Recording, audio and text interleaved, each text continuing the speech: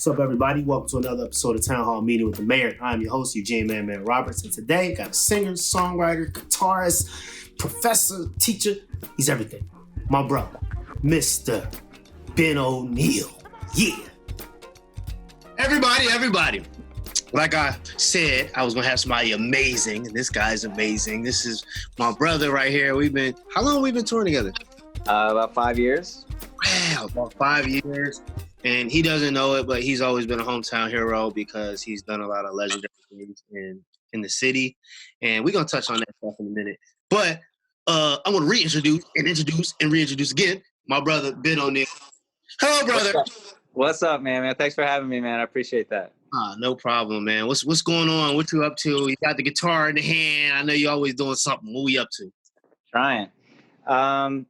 Man, I've been doing a lot of recording, like a lot of us, you know what I mean? We're not out there playing, so I'm doing a lot of catalog music, a lot of commercial music, a few sessions for people here and there, and a lot of teaching as well. So that's just trying to keep it moving in this weird season. So as far as teaching, have you had like a lot more people come wanting to learn, or has it been just, randoms? It's interesting. I have had more people, and I think it's because people are home and they're like, oh, let me reconnect with guitar, or I can't go do the normal thing that I would do. Yeah, maybe they have time. Yeah. So I definitely have some new students because of that, and it's been great. It's been fun, I think, and useful for everybody. I've actually been kind of surprised at how well the lessons work over Zoom or online. You know what I mean? But people get what they came for in terms of new knowledge and new inspiration, and that's something I love. So it's great. Have you in teaching? Do you find yourself learning new things yourself? Oh man, listen, man, don't tell anybody this, but that's actually the best thing about teaching is that you learn so much while you're doing it. Partly, even if it's something that you've done 100 times, you learn something new by having to explain it to somebody. Because they're taking it in a different way. So rather than it being 1, 3, 4, it might be 1, 1, 5 for them. So. Yeah, that's exactly right. The process is going to be, you need to find a different way to communicate it to different people. Yeah.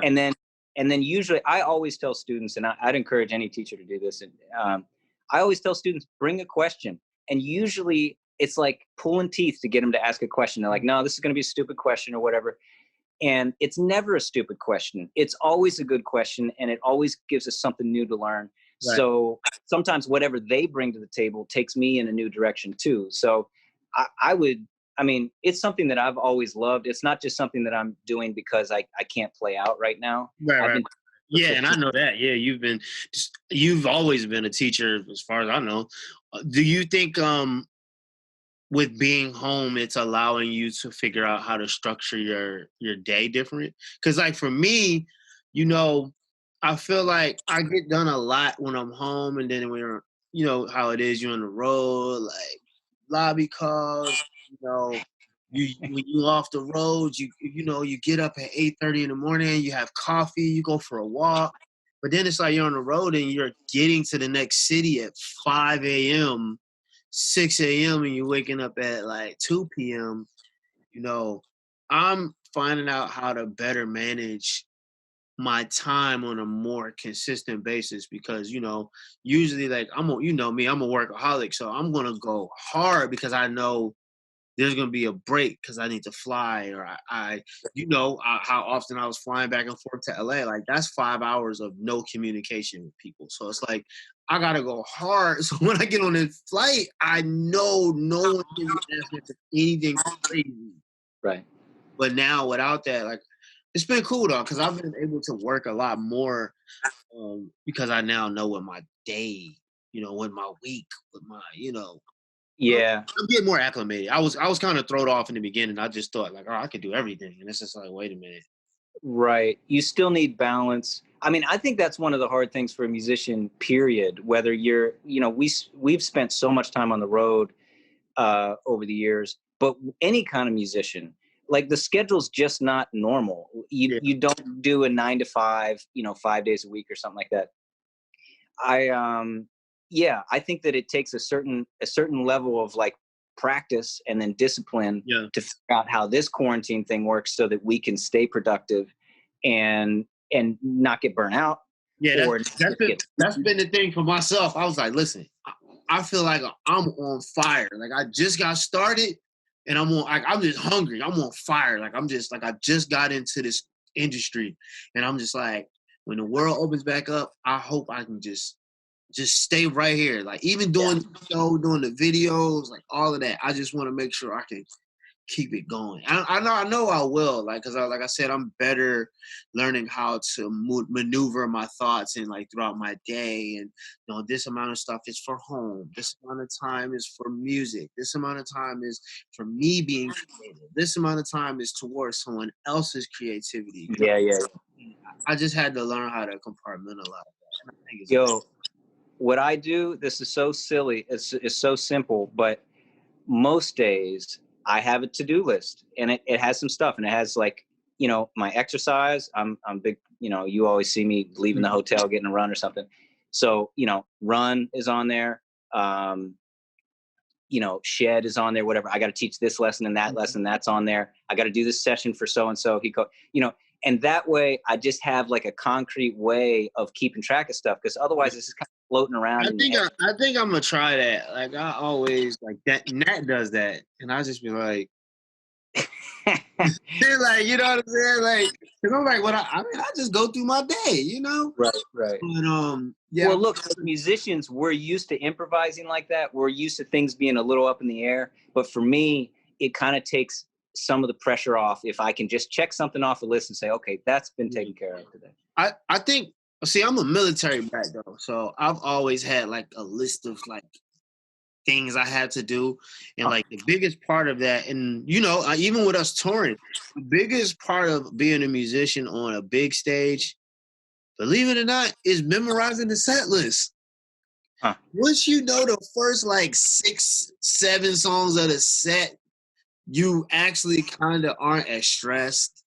You kind of know what's coming at you. You kind of, it's just a thing, So I'm just good at memorizing things in an order of what I need to do. So between the set list and between like the military, iron your t-shirts. You got to have, on the back, 2 creases, one across the top, 1 crease down the middle. Like, your bed had to be made a certain way. Like that whole thing. Like, I grew up semi in that a little bit. So that's how I'm kind of with structure. Like I've learned structure early in life, all right, this is a good question. What trade have you picked up while at home? What's like something new? Because everybody learns something new, whether it's video, whether it's reading more books, whether it's learning, how to put together new cabinets. I don't know. Yo, somebody was just telling me about Irv building a new studio desk or something like that. Irv. Right. That's not even fair. But okay. Deserved.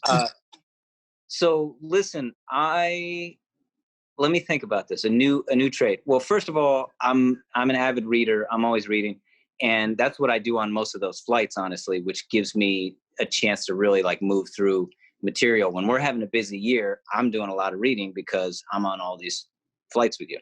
Right. And so I was like, am I gonna even have the time to do that now? Because normally I just think of it as a travel thing, but I've still been able to do that. So I've been reading a lot of good stuff. I just reread The Souls of Black Folks by W.E.B. Du Bois, which is so relevant for the crazy time that we're in right now. Yeah. So it's given me a chance to revisit some stuff that I haven't read in a long time. One thing I'll be honest. One thing that I tried to do, and I'm just on a break right now. Don't judge me. I'm trying to learn French. When I was in high school, they made us take a foreign language, and I was a pretty good student in school, but French was just like, I was not any good at that. And ever since then, this is what happened. When I was 21, I went over to Paris with Music Soul Child. It was the first time I ever went overseas. I went over to Paris and I saw this menu, you know, and I recognized like 3-4 words on it and nothing else. And I thought, what if I had just learned the freaking language when I had the chance? And you would have impressed everyone. Right, I would have totally won. So anyway, I've been working on that. I can't say that I'm not fluent yet. We still need to give me till next time we go to Europe. Maybe I'll be okay. Hold on, weren't you supposed to learn how to make soul food, or was that Corey? I'll tell you what. I actually can make now. Well, okay. I make collard greens a lot. I make collard greens every week. I'm not saying it's like soul food collard greens. Oh, but I can't forget who. I can't remember who it was. I don't know why I feel like it was you. I think this is what we should do. Talking about mac and cheese, though. I feel like we were talking about you learning how to make a good soul food dish that you can come to people's house and bring them. Yeah, I would love to be able to do that. Did we have that conversation? Yes, absolutely. We had that conversation. Okay, all right. So I'm not going crazy. We did. No. Because I think it would be, I mean, honestly, everybody would be happy if good mac and cheese showed up, but it would be particularly fun if I showed up with killing mac and cheese. Listen, because J.O. can't bring it. J.O. loves craft in the blue box. He has a bowl designated too. Shout out to J.O. That's our monitor engineer. He's amazing. Great monitor engineer. He's standard. Dang. With some of the things he likes, like Kraft mac and cheese and mayo. You get where I'm going here. But so let's talk about some music, man. Like, you have your own projects and you have the mini Qs. You have, I mean, just give us the quick rundown real quick what you're doing with both. Cool. I have an organ trio with my old friend Luke Carlos O'Reilly, a great keyboard player, and a great friend. Say what? I said I got to get Luke on here too. Oh man, I would love to see that episode. That would be great. Luke is such a good player and an old friend. And Anwar Marshall, who's just one of the best drummers I know. So we put a record out about a year ago, and we have another live EP that is. We just need to get it out. It's done. It's done. We just need to put it out. So Mini Q's soul organ trio. I have an EP just under my name, Ben O'Neill, songwriter stuff that we're working on putting out. And actually, early in the quarantine, this is something I'm really proud of, but it's a little under the radar. You know, when this happened, we were like, what does this mean? You know, that there's a pandemic. We're fearing for our health, and all the tours got canceled, all that kind of stuff. So I did this. I did a solo project called Ungoverned Transformation. That's a collaboration with a bunch of photographers and a film company. So it's a whole visual album that is, I think, really, it's something I'm really happy about. I never sort of envisioned myself going in that direction, but we found ourselves in this weird place, and all of a sudden I was collaborating with photographers, which I'd never done before. So that's under my name as well. And you can find that on benoneal.bandcamp.com. And we're donating all the proceeds from that to Broad Street Ministries, which is a great homeless shelter in Philadelphia. And so your support of the arts is really your support of a good cause. Well, people, we're going to drop the link for that. Make sure you tune in. We're going to share all Ben's socials and the mini Qs and all that. My mac and cheese recipe. We're going to talk about that sign behind you, because we need that. Make sure y'all vote. Vote. Listen, I have a picture of you and me at a rehearsal. It was a midterm election or something like that, and we were getting ready for a tour, and it was like voting day. And we both separately, of course, we went and we voted and we got the stickers. And then we came to the rehearsal to do the rehearsal, whatever. And then you and me were sitting there with that picture is? What's that? You know where that picture is? Yeah, I have it on Instagram. Okay, that picture. We're going to put that picture in. Joel, we have to drop that picture in right about now. All right, cool. Hopefully the pictures are there. Yeah, man, people got to vote. But before we get out of here, you teach a lot of people. You've worked with a lot of people. I got a question, and then I need you to give a piece of advice. One question is, I got two questions. Yeah, I got two questions. I'm not in a rush, man. Go ahead. I'm not in a rush either. I'm just thinking, because some people get questions, some people don't get questions. Sometimes it depends, but I never asked you this. What's one of your most memorable performances Performances? I give you 3, top 3.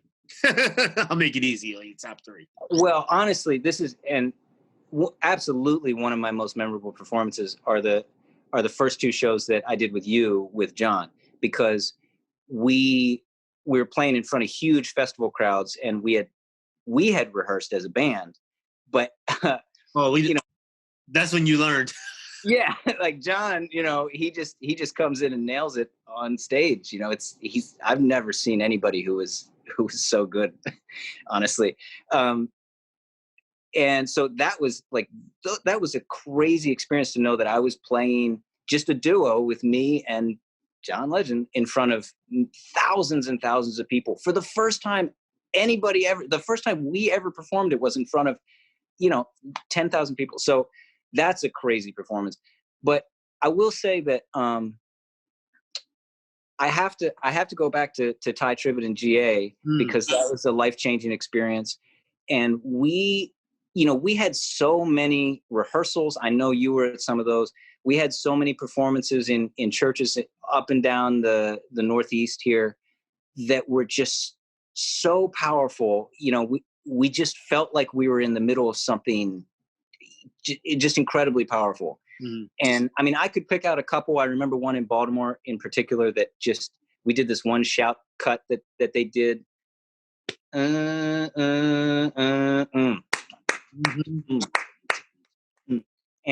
that joint just blew the roof off of that church. And I mean, and I don't mean to, it was the Holy Ghost, you know what I mean? It was the Holy Ghost, but I had a number of performances with them that were just life-changing. Stood in line, but didn't stand in line, but stood in line, but didn't stand in line. At Victory and at the TLA. Yeah, I remember both of those shows. I remember that. So those are a couple of highlights. All right. So who would you love to collaborate with? Well, I want to finish the stuff that we're working on, because what you bring to the table is beautiful and different for me. You know what I mean? That's one thing that I like about collaboration is sometimes you collaborate with people because you're like-minded, and sometimes you collaborate with people because they look at things very differently. You know what I mean? So anyway, who would I like to collaborate with? This is kind of funny, but I would love. So I played for Music Soul Child for about 4 years when I was younger, right? And I saw him sing a couple years. That was a long time ago. And I saw him sing maybe last summer, and he absolutely crushed his set, crushed it. And I would love to see him do a live record, sort of like the John and the Roots record, where a great band really brought, I would love the Mini Qs to back Music Soul Child, because I think he's a great soul singer. I think that would be crazy. Right? Isn't that fun? Yeah, because it's it's different, because we know when he feels like singing certain things. Yeah. And actually, even in the more recent festival here in Philly, and I had put together a band, and he brought his bass player. And I played Talkbox. And he was just like, yo, you do the verse. I was like, why would I do the verse? I was like, you know what? I will absolutely do the verse now that I think about it. Some of those moments are your Music Soul Child. When your album when Love came out, I was in high school. I just knew every word. I just knew that, that was that. Neo Soul, you played for several of the greatest Neo Soul artists, though. Thank you. I've been really fortunate with that. Yeah, played with Jill for 5 years. Played with Music. Played with Bilal. Co-wrote a song with Bilal. Yeah, right. Vivian Green for a couple years. You play with Jack? Did you play with Jack? What? Did you play with Jack? Only informally, only at the jam sessions, Yeah. I'm trying to think, who else? Did you play? You played with Flowetry before, right? I backed up both of them at a couple times. I played with Erica. Yeah, you played Neo Soul. A lot of them. Yeah, I've been really, and well, of course, Common. I played with. You can say the genre. You played the genre. You know, some people was like, "Hey, you play neo soul?" Yeah, I dabble and dabble. Like, no, you played some of the versions that people copy in open mics. Come on. It's true. Well, look. So this is first of all, I'm grateful, right? But Philadelphia was just bubbling over at that moment. Yeah. You know what I mean? I mean, you were here. You know, like, and I was very fortunate. Look, I met Adam Blackstone at University of the Arts, and you know, he took me around to Ty Tribbett. He and those guys, you know, Thad had just gone on tour on that first Jill, maybe not the first Jill tour, but that Jill tour that we all know about, you know. Mm-hmm. And you know, it's crazy. I talked to Eric Tribbett probably like 3 weeks, like literally 3 weeks ago. We were talking about that, how the whole them getting the gig, the whole how and why Thad started. It was just it was a random conversation. I don't know why or how. I don't know. We were just talking, and I actually just started asking them questions. But well, it was an important time, and it was all interconnected. You know what I mean? Yeah. Like the church musicians and the jazz musicians, and you know, I mean, it changed our lives. You know. Wow. You played neo soul. Anyway. That's gonna be my new bio on Instagram. Is yeah. I'm gonna quote you though. It's not gonna be me saying. I'm gonna quote you saying that. Man quotes. Man quotes on Twitter. Check that out. We got some good ones, some weird ones, and some bad ones. I don't write them. I just figure out how they got there. But before we get out of here, I hate to say a piece of advice, but what's something that you feel you could say to some people to just, you know, for some empowerment? Because, you know, a lot of people really don't understand that, you know, being great at an instrument that's not an age. You know, there's someone 12 years old on YouTube that's killing every one of us, you know. That's it. What's that piece of, like, you know, I don't know, morale? Yeah. Oh man. I mean, first of all, the music game is a roller coaster. So you gotta be resilient, you know, because you're not gonna win every single day. And this pandemic is an example. And we're very fortunate. Here we are sitting, you know, I get to teach lessons and still play guitar. You have your studio set up. We still have work to do. But, you know, whole tours just disappeared. You know what I mean? Yeah. So the business is challenging. So you gotta try to stay resilient. And the way that I would recommend that is to try to be a decent person. I think that we focus on playing our instruments, or we focus on what the other person has going on, or we focus on how can I get on this gig, or how can I get a placement over there. And basically, if you're decent to people and you build good relationships, those people will be there to pick you up. You will gain experience as you go along that opens the next door for you. So I think in terms of making a living, in terms of a piece of advice for navigating music, yeah, practice your instrument. Yeah, listen to all those records, but also just try to be decent to people and learn from people, and that's going to open the doors for you. So what's crazy is 99% of these episodes we end up talking about relationships, which is the craziest thing, because you just said a lot in a small time as far as relationships. I always say, if you don't come out of this pandemic this time like winning or doing something good, that's because you didn't communicate, which means you don't have relationships. Like, that's just really what it is. We've been in this for 6 months now, you know, and it's like, come on now, you gotta communicate, you know. And then outside of that, you know, intentions are important, and leading with love. Like, you know me, I'm sure a lot of people always try to figure out, like, how am I never like a Grinch? Like, you know what I'm saying? Like, because I just feel like, you know, anybody can be having a bad day. Like, you know, I just feel like, why not just have fun? Why not just be fun? You know, so I think just leading with love is really important, and just having good intentions. Like, my intentions, I just want everybody to win. I want everybody to just be great. You know me. You know what?